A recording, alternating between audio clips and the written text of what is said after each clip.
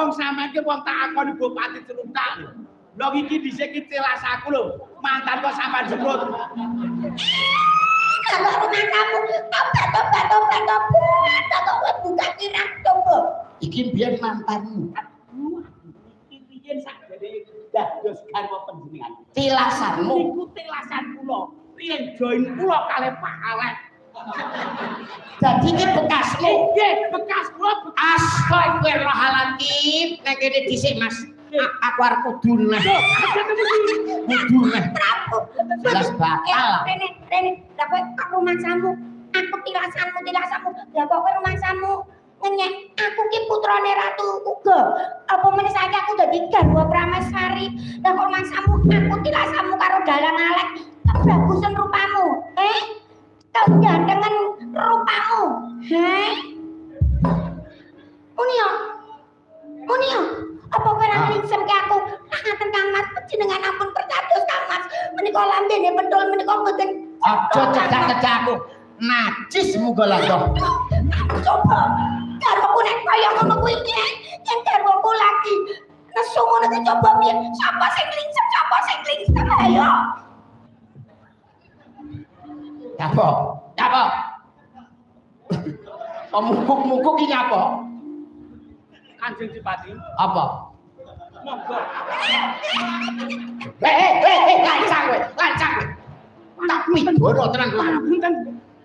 Nggih pangapunten. Sampun percados omongane pentul Kang Mas Prabu. Garwa kula namung kejenengan saekti kok Kang. Alah. Kang Mas ki lho. Alah. Mbak Saeno enten kamar kosong, Pak. Nuwun sewu, Kanjeng Dipati. Kula wau namung nyobi panjenengan.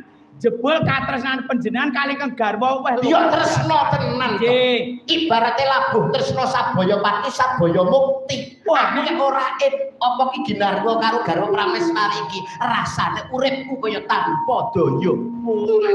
Iki wis tak cegat. Iki lho upama anu wis meh arep budal ning Taiwan dhek mumpungan. Sinten Untung tak cegati dhek tak cegati. Tegese niku ora ngoten dicegati iki kok ya.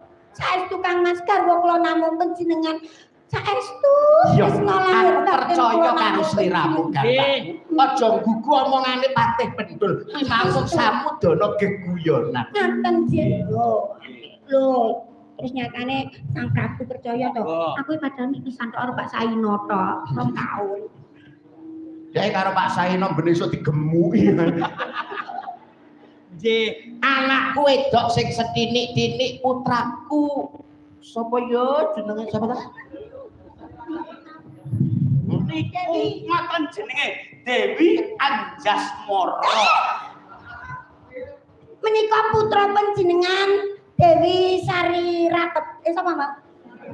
Oh, Sari Asih Kang Mas. Sari Asih. Inji Kang. Nganti aku lali anakku dhewe. Mergo saka repot aku anggonku ngatur tata praja ning Kadipaten Rejamulya Nggih, mboten maido awit panjenengan kathah ngayahi kewajiban. Iya. Sariwati. Sari Asih. Ayo Sari Asih. Wonten dawuh katindalan Rama. Lak ya becik to sak praptamu. Injih sedaya sampun becik sampun Rama. Kabeh pakaryan ana ing kaputren lak ya wis mbok tindake. Sampun Rama, sedaya sampun. Ning ana kuciwane lho Paman Patih. Kucimane pun menapa? Wis remaja putri dasar ya putrane Narendra. Nggih. Ayu ning pranyatane durung duweni sisian utawa gandengan. Kepiye nek miturutmu Paman Patih? Nggih. Nuwun sewu Gusti Putri. Panjenengan menika sampun ngancik dewasa. Awit menapa Kang Rama menika sampun kepengin kagungan wayah. Mbok panjenengan menawi badhe kapundhut salah satunggalipun priya, monggo to. Pripun nggih Patih? Kula menika kadosipun kok dereng remen, Dereng cocok. dereng cocok. Lah saniki ngaten, niki tembung umpami lho nggih. Nggih. Umpami wonten priya sing dereng nyocoki panjenengan, umpami kalih kula nun pripun? Lho, Alah. Dadi putra